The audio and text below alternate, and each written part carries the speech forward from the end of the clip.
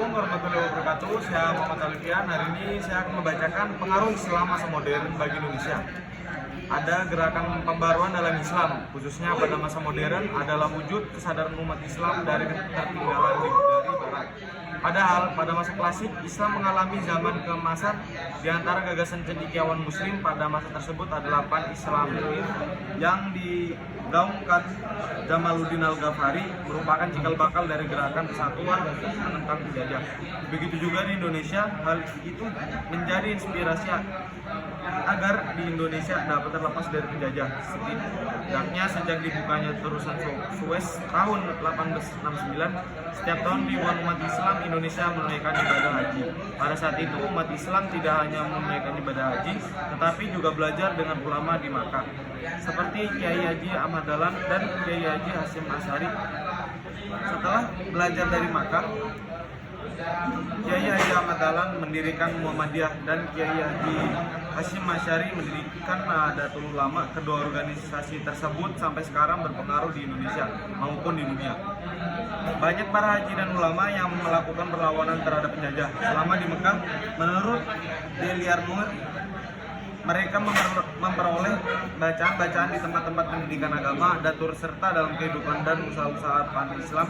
Di antara perang yang dimotori ulama melawan penjajah Belanda adalah Perang Padri di Minangkabau tahun 1821 sampai 1837 Masehi, Perang Diponegoro di Jawa 1825 sampai 1830 Masehi, Perang Banjar di Kalimantan 1854 sampai 1864 Masehi, Perang Jambi 1858 sampai 1907 Masehi, Perang di Aceh 1873 sampai 1904 Masehi, pemberontakan rakyat di Cilegon, Banten 1888 Masehi, dan lain-lain.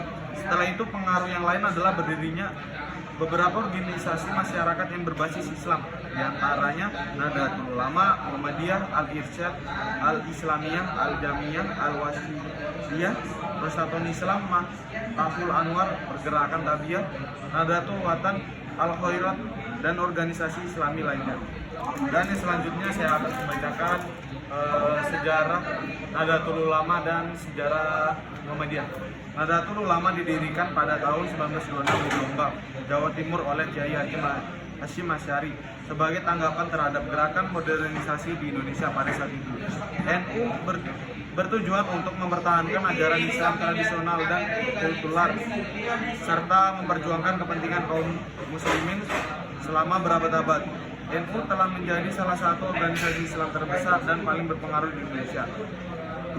Muhammadiyah di sisi lain didirikan oleh Kiai Haji Ahmad Dahlan pada tahun 1912 di Yogyakarta. Organisasi ini muncul sebagai respon terhadap kebutuhan untuk memperbarui pemahaman Islam dalam menghadapi kolonialisme Belanda, dan modernisasi Muhammadiyah menekan pendidikan modern, kesehatan, dan pemberdayaan ekonomi umat Islam. Kedua organisasi ini memiliki peran penting dalam perkembangan sosial politik dan keagamaan di Indonesia, dan keduanya tetap aktif hingga saat ini dengan perbedaan pandangan dan pendekatan yang masih terjadi. Sekian dari saya. Wassalamualaikum warahmatullahi wabarakatuh.